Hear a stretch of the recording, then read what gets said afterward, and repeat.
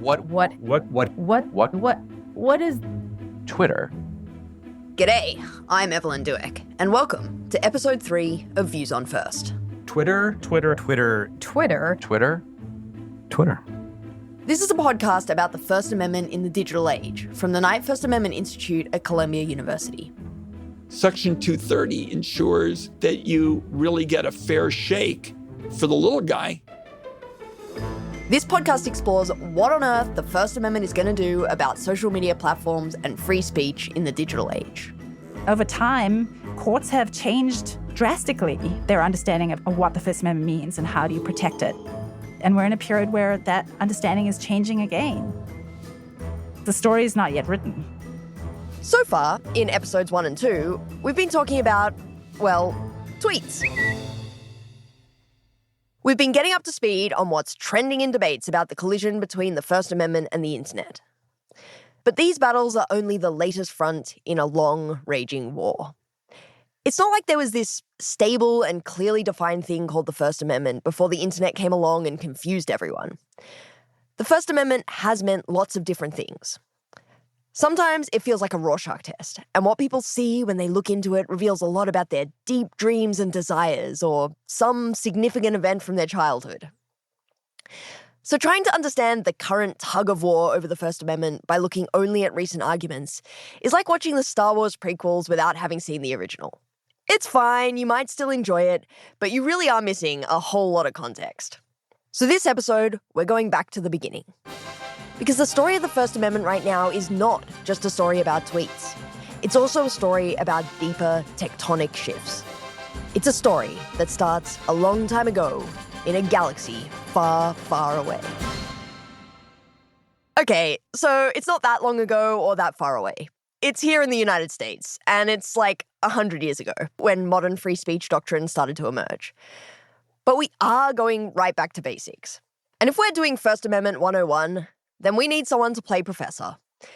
Luckily, we scrounged up someone that fits the bill. So my name is Genevieve Lakia.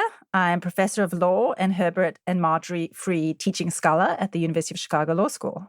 And, relevantly, whoops! The good news is Genevieve is better at remembering things about free speech than she is her job titles. She's also the former senior visiting research scholar at the Knight First Amendment Institute. And she teaches and writes really long articles about the past, present, and future of the First Amendment. She literally has a t-shirt that says First Amendment Addict. So there's really no one better to talk about this. So why do we have a right to free speech? Why are we here? Why are we talking about all of this?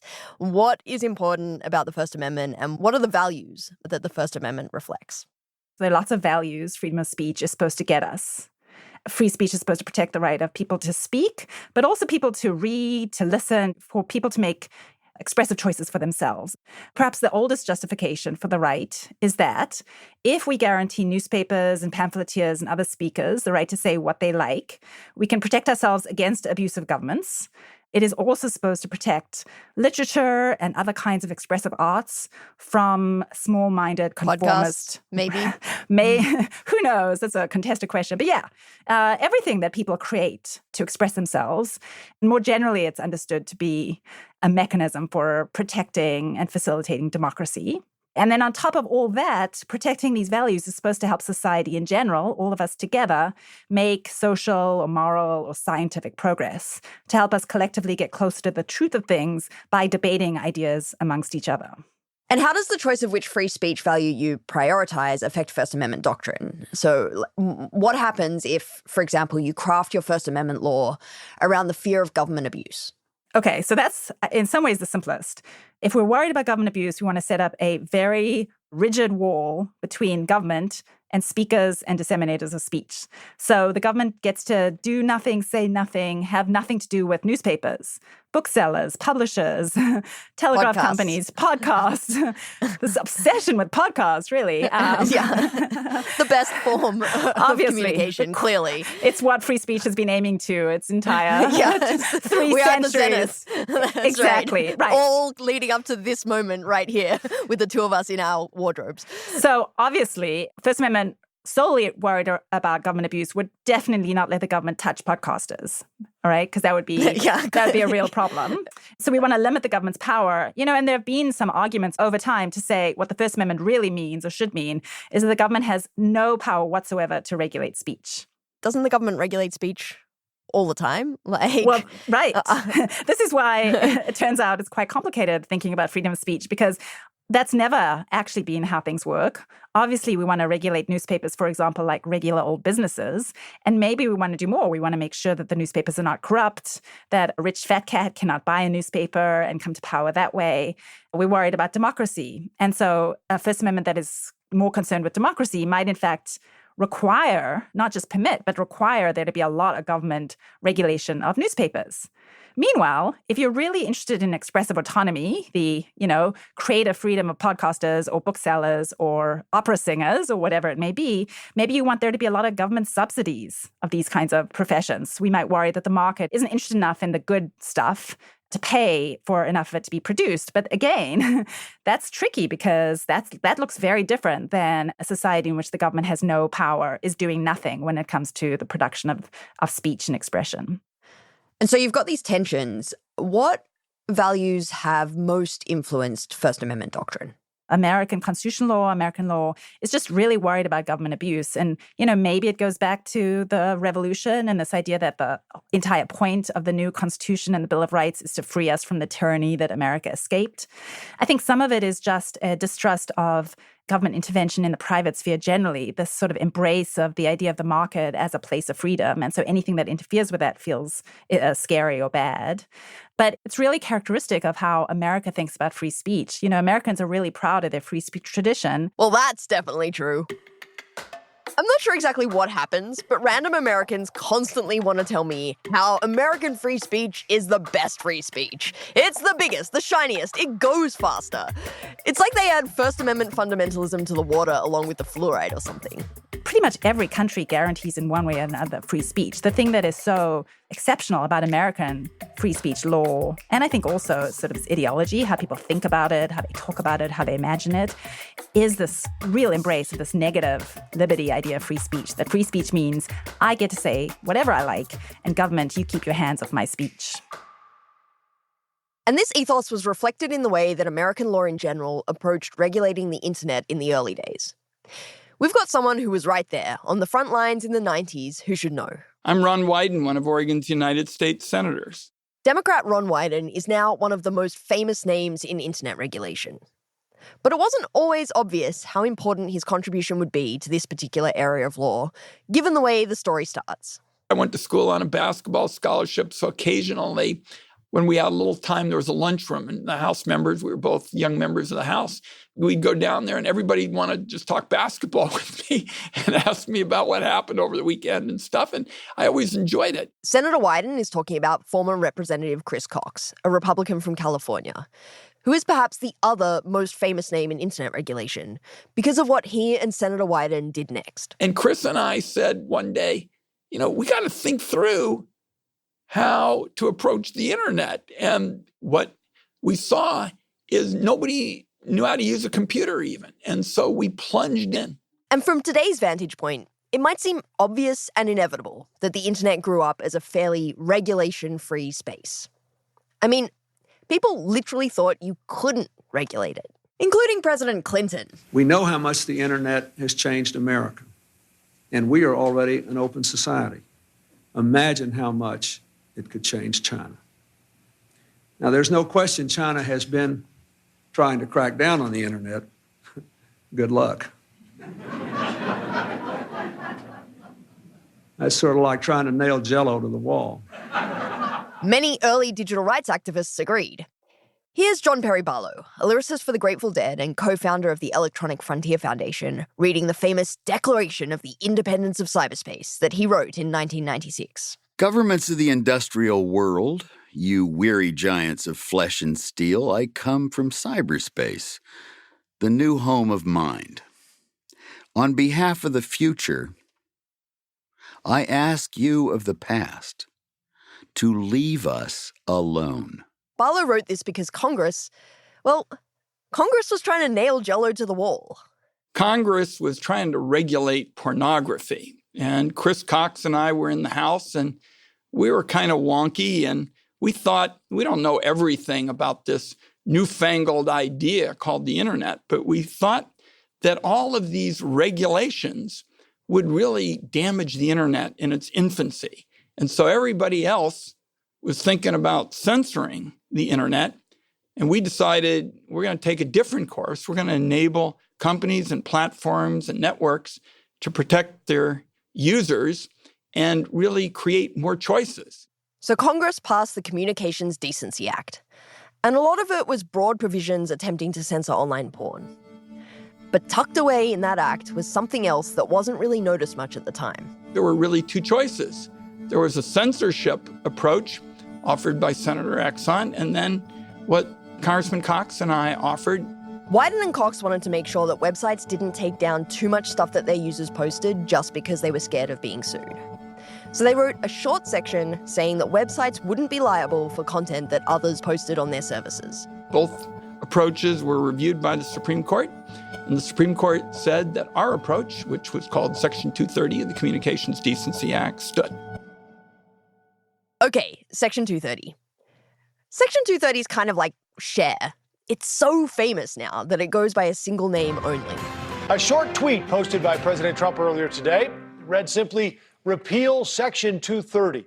Donald Trump always talked about why he was against 230. I was convinced as I listened to him, he wouldn't know 230 if it hit him in the head. So, as a quick refresher for Mr. Trump and any others who aren't in the weeds on this, Section 230 basically says that platforms can't be sued for the content that users post on them, and they can take content down if they want to. Before Section 230, some courts had held that if a platform starts taking content down, they should be held responsible for everything that they leave up, because by engaging in content moderation, a platform is taking responsibility for what's on their services. In the 90s, online platforms were basically given a choice. You could either police your website, even just taking posts down that were clearly heinous, and be liable for all of it, even if something slipped through. Or you could turn a blind eye and police nothing. Section 230 fixes that. Platforms can remove some content, allow others. It can promote some content, limit others, add context, warnings when necessary, and block the conduct when it's clearly going beyond common decency. So what we came to feel is we were creating rights to ensure freedom of speech on the internet and responsibilities. So Section 230 really reflects the idea that the government should keep its hands off the internet. Chris Cox and I let 1,000 flowers bloom. You know, you have a conservative website, God bless them. Let them go out and tell their story and use the principles that we envisioned in writing Section 230. Same thing is true with a progressive website. And while many people think it's Section 230 that means that platforms and speakers online are shielded from liability, actually a lot of it is protected by that pesky little thing called the First Amendment. If Chris Cox and I vanished and 230 vanished, most of the hate speech in America would still be allowed because of the First Amendment. That protects like 95, 96% of it. The real difference is Section 230 ensures that you really get a fair shake for the little guy, because if it's just the First Amendment, they're going to be flooded with lawsuits, and lawsuits and litigation alone can be devastating. In this way, Senator Wyden thinks the First Amendment and Section 230 work hand in hand. It's now been over 25 years. Section 230 and the First Amendment ultimately are one of the strongest ways to guarantee a fair shake in America for the person who doesn't have power and clout. That was the case then. It's even more important today than it was when we started. And if you're not on the internet field, you're not in the debate in this country. So the role of the internet in society has only grown in the last 25 years, while Section 230 has largely remained the same. But now Section 230, the bedrock of American online speech regulation for the last quarter century, is under fire. There are dozens of bills in Congress proposing amendments to it. And in February, the Supreme Court of the United States will hear 2 cases that could radically narrow the scope of the section to make platforms liable for far more things on their services. Gonzalez v. Google and Twitter v. Tumblr, to be decided this Supreme Court term, could change the legal framework that has governed the internet for over 25 years. And the same dynamics that are putting pressure on the way Section 230 is understood are putting pressure on old tenets of First Amendment doctrine too.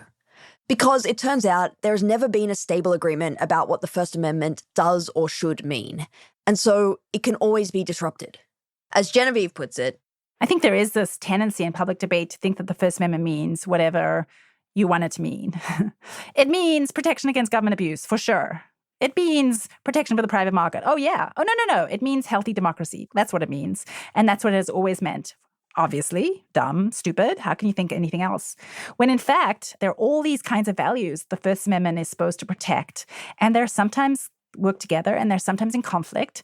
And over time, courts have changed drastically their understanding of what the First Amendment means and how do you protect it. And we're in a period where that understanding is changing again. You see, in public discourse, the First Amendment is kind of talked about as this singular monolith. But once you dig in a little further, it doesn't really make sense to talk about this as an American view of free speech. Because First Amendment history is, like all history, a story of politics and partisanship. It's a story of contestation and struggle. The different values that the First Amendment protects are not autonomous actors that have little wrestling matches between themselves. They are the tools and weapons of political actors with political goals and political constituencies. You can't talk about First Amendment law without talking about First Amendment politics. And that's where the story starts to get a little weird. Well, I would say up until maybe 10 to 15 years ago, there was a pretty simple political story, or I guess partisan story you could tell about the First Amendment and these fights about what it means and how to protect free speech. Conservatives were really committed to a negative liberty theory of freedom of speech. They were really worried about government abuse. Then it was the liberals or the progressives who were critical of this and who wanted there to be more regulation of the media business, more regulation of manipulation and abuse in order to, ensure equality, ease of access, and also perhaps to imagine ways in which government regulation could help produce a healthier democratic public discourse, whatever that might mean. So they were much more pro-regulatory. Okay, so this is the historical tussle over the First Amendment.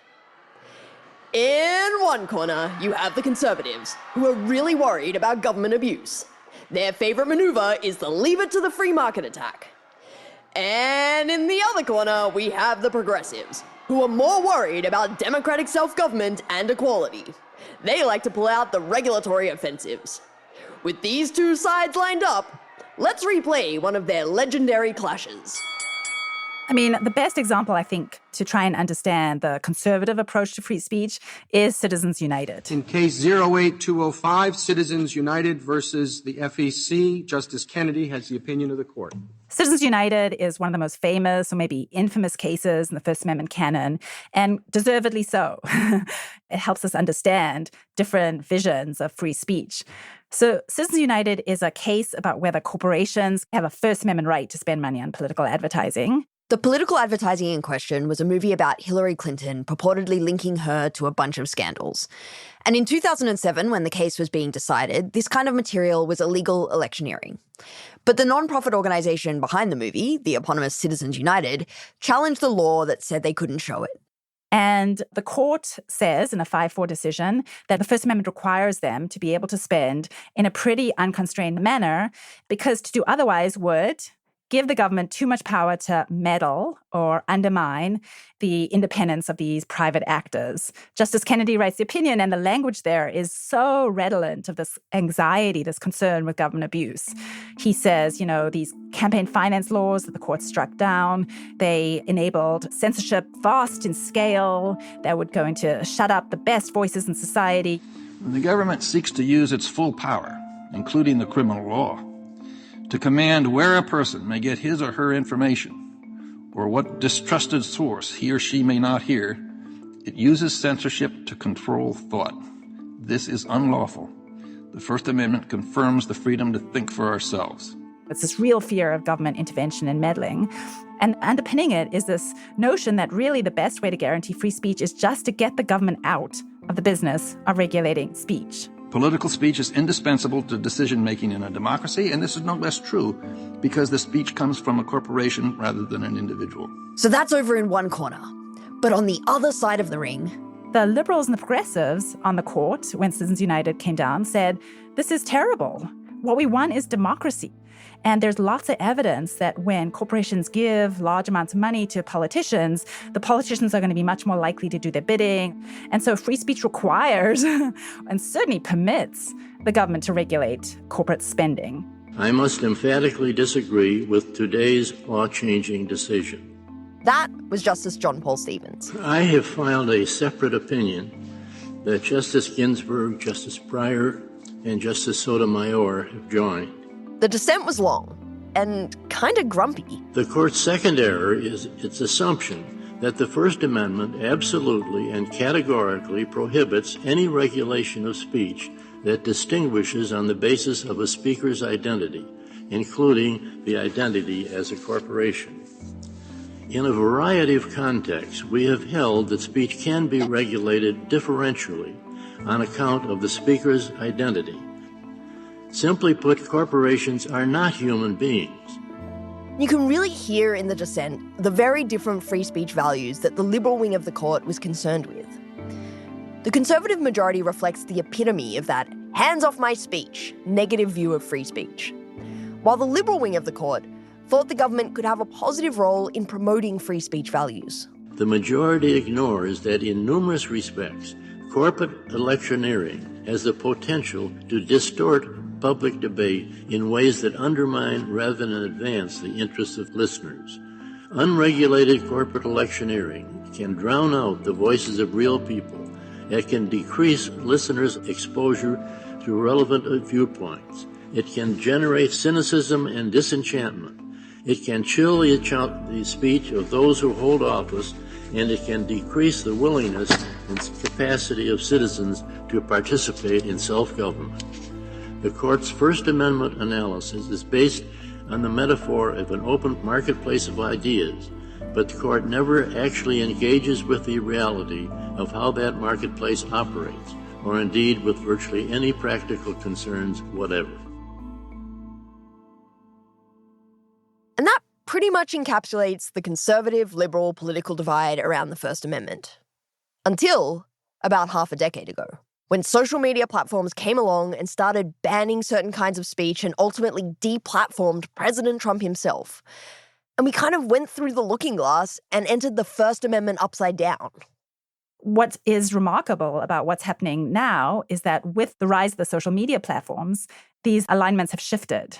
Some conservatives, particularly conservative politicians, but also judges and justices, have started to talk about the sort of the real problem with private corporate power abusing speech. And, conservative politicians will say sometimes when they talk about someone getting booted off a platform, say, for example, former President Trump getting kicked off Twitter and Facebook, that was a violation of their First Amendment rights. All that time, conservatives steadfastly insisted that private companies, including large media corporations, should have the right to make whatever choices they wanted. And now, really for the first time, what the conservatives are saying is actually that's wrong. You have First Amendment rights not only against the government, but against large, powerful corporations who, at least when they are social media corporations, and they play this really important role in our democratic discourse. And opposed to them, you have now liberals and progressives saying, whoa, whoa, whoa, whoa, whoa. This is really scary because it's going to give partisan elected officials and politicians all kinds of power to meddle in the business of these private corporations. And in particular, I think they are really worried in the wake of the Trump presidency that these kinds of laws that would give governments the right to tell the social media companies what they're going to do, they could be abused to all kinds of bad ends. And so now you hear the liberals or the progressives invoking this need for a strict separation between private business and the government, and really leaning hard on this. We're imagining free speech as protecting us against government abuse. And there are real differences between government regulation of speech and corporate regulation, even when it comes to the most powerful corporations. The government has armies.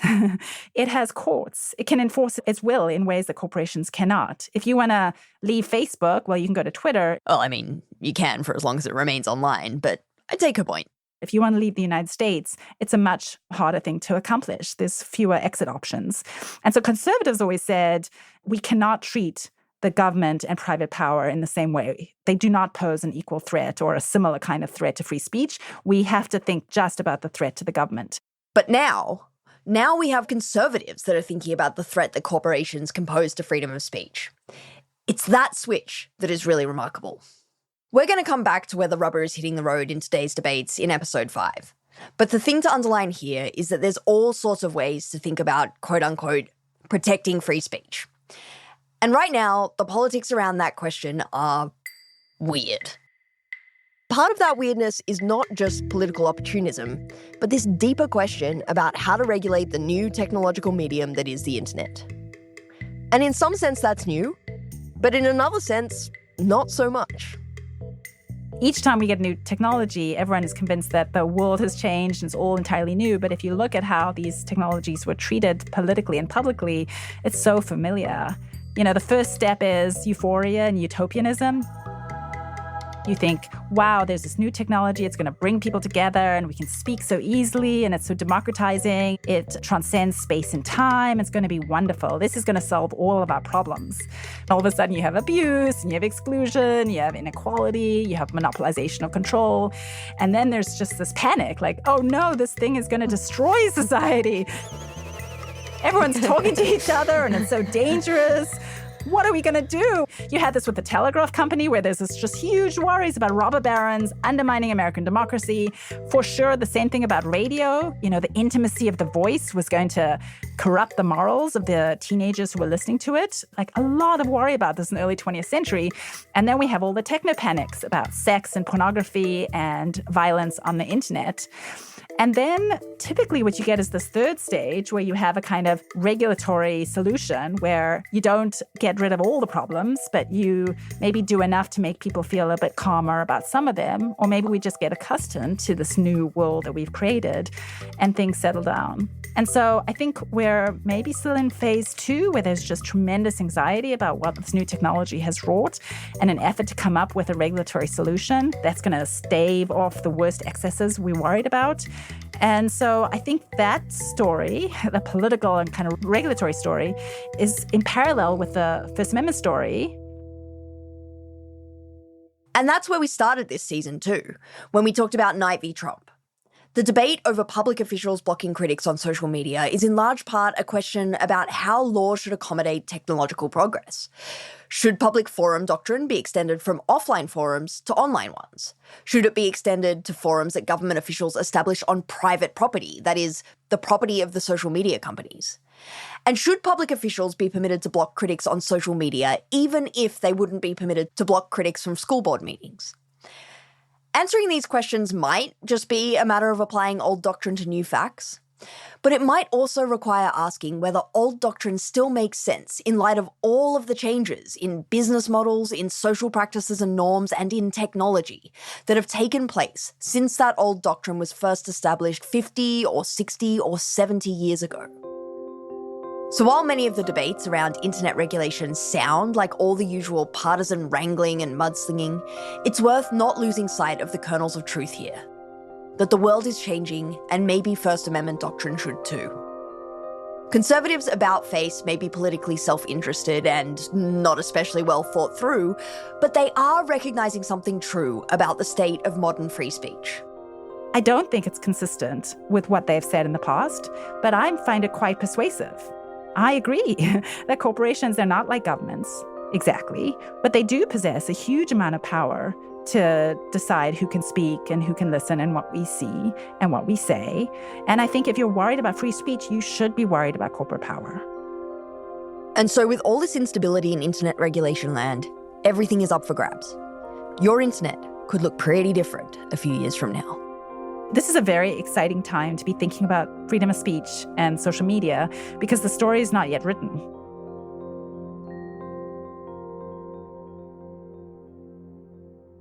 And And hopefully, it's a very exciting time to be listening to podcasts about free speech on social media too.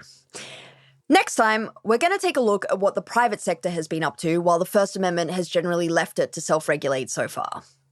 While it may sound like platforms should love being left to their own devices to regulate their services however they want to, it hasn't actually been all puppy pictures and funny memes. This episode of Views on First is co-written, produced and edited by Maren Lazian and hosted by me, Evelyn Dueck, with production assistance and fact-checking from Kushal Dev. Candice White is our executive producer. Audio and production services are provided by Ultraviolet Audio, with production and scoring by Maren Lazian and mixing and sound design by Matt Boynton. Views on First is brought to you by the Knight First Amendment Institute at Columbia University and is available wherever you get your podcasts. Please subscribe and leave a review. We'd love to know what you think. To learn more about the Knight Institute, visit knightcolumbia.org or follow the Institute on Twitter at @KnightColumbia or on Mastodon by the same handle. I'm Evelyn Dueck. Thanks for listening. Yes! Nailed it! All right.